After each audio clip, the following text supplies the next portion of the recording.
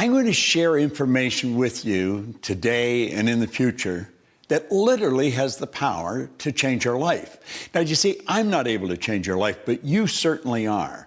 And I have found that it's ideas that literally change everything in our life. Many, many years ago, I'm going back over 50 years ago, I was fortunate enough to be handed a book, Think and Grow Rich.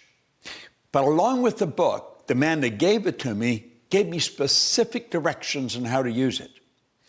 I guess today you'd have called him my coach or my mentor. He was just actually a real good friend that was able to see something in me that I couldn't see in myself. Now, up to that time, I had gone down every road you could think of, but none of them led to a good end. I was on the wrong road.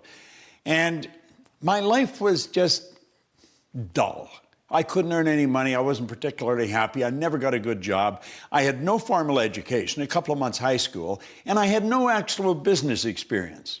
But you know, by following this man's direction, oh, by the way, he said, if you do exactly what I tell you, until you find out that I'm lying to you or I don't know what I'm talking about, you're going to end up a big winner. Now, he said, I don't lie, and I do know what I'm talking about. I wouldn't even want to guess at the number of people I've said that to over the past 40-some years. But at any rate, I started to follow his direction. I went from 4,000 to 175,000 in a year. And then I took it over 1 million. Now, you may be wondering what I was doing. I was cleaning floors. I started to clean one office. I got $30 a month for washing the floor twice. And I ended up, in less than 5 years, cleaning floors in Toronto, Montreal, Boston, Cleveland, Atlanta, London, England. The thing took off like a rocket. But when I got there, I'm sitting thinking, how the heck did this happen? You know, there was a lot of people cleaning floors, but they weren't doing what I was doing. There was a lot of people reading Think and Grow Rich, but they weren't doing what I was doing. And I had to ask myself what happened. I had been raised to believe, probably much the same as you, that if you're going to earn a lot of money, you got to be really smart. I knew I wasn't very smart, but I was earning a lot of money. So I started looking, and I started searching. It took me 9 years, and I finally got the dots to connect. And when I got the dots to connect, and I figured out why I changed, I realized I had discovered something very, very valuable. Do you know this may sound odd, but it's true. You can go into the largest companies in the world, and they all have stars, but relatively few of them can tell you why they're stars. They don't know why they're stars. Find the top salesperson in any organization. 99 out of 100 of them cannot tell you why they're the top salespeople. You see, if they knew, or if the company knew, the company cannot give it everybody. Well, I knew why I was winning. Now, mind you, it took me 9 years to figure it out. I studied with some of the most brilliant people in the world. And when I got it figured out, all I wanted to do was share it. I wanted everybody to know it. It was such a simple thing. And it was such a phenomenal discovery for me. But I had a problem. I was shy. I was very quiet. And I was withdrawn. I mean, I wouldn't ask a question in front of 4 or 5 people. Sometimes I wouldn't ask a question anywhere because I was so insecure in that area. Very knowledgeable in one area, but very insecure. And one day I was standing in the back of the ballroom at the O'Hare Hyatt Hotel. And there were 1,000 people in the audience. And they were broken into 2 banks, 500 here, 500 here, with an aisle down the center. Bill Gove was the speaker. Now, Bill's gone now, God bless him, but he was considered the Frank Sinatra of speakers. I mean, he was the best in the world. And I was watching him. And he had a handheld mic, and he was on the front corner of the group on the right-hand side of the ballroom. And he's saying, if I want to be free, I've got to be me. Not the me I think you think I should be. Not the me I think my wife thinks I should be. Not the me I think my kids think I should be. If I want to be free, I've got to be me. Now, he said, I better know who me is.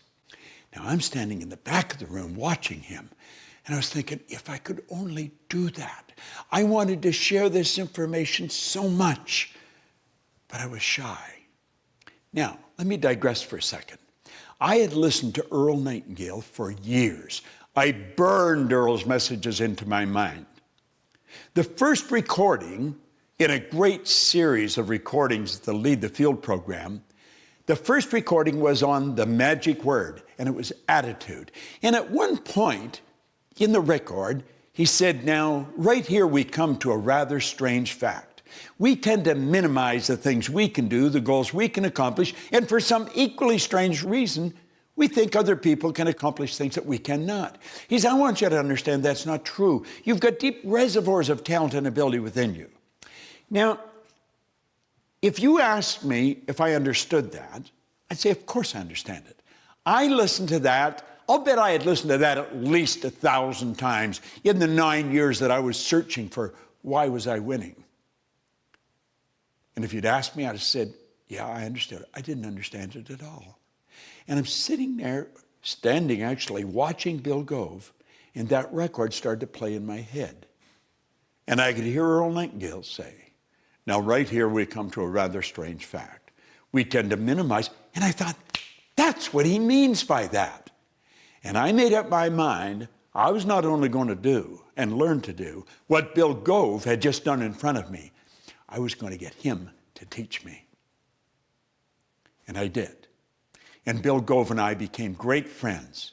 In fact, the last speech Bill Gove made was for my company. That's right. It was about 5 years ago. It was in December. On the 13th of December, Bill Gove passed away. If he had lived till January, he would have been 90. He did what he loved right up until the last day. But I owe him such a vote of thanks. Now, I don't speak at all like Bill Gove, but I speak all over the world. I've spoken to groups of 50 people to 20,000.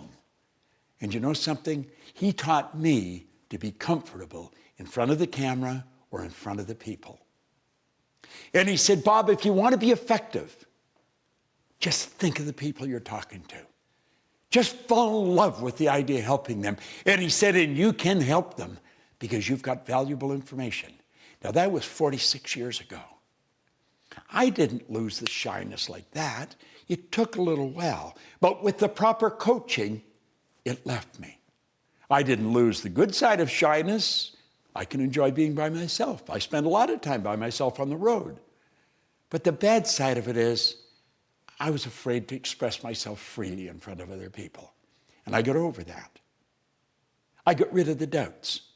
Now, I would imagine you have doubts in a number of different areas, and possibly in an area you really don't want them, and they're certainly not serving you well. You're going to find 6 Minutes to Success is a program that's designed to show you how to eliminate the doubts and how to get results. We get results that stick, and that's so important because I've studied a lot of material. I've watched a lot of people working, and you can read a book or listen to some recordings or go into a seminar, and you'll find that right away there's a blip in your results. They get better, but they come right back down. They don't stick. Here in our company, in the Proctor Gallagher Institute, we deal with results that stick, and you're going to love this because we give you phenomenal information. Now, the one point that I want you to burn into your mind right now, and it may be totally illogical at first. Watch this over and over and over and over again. It's the repetition that fixes it in your mind. And when it's fixed in your mind, baby, you got it. And you know you've got it. We're going to give you results that stick.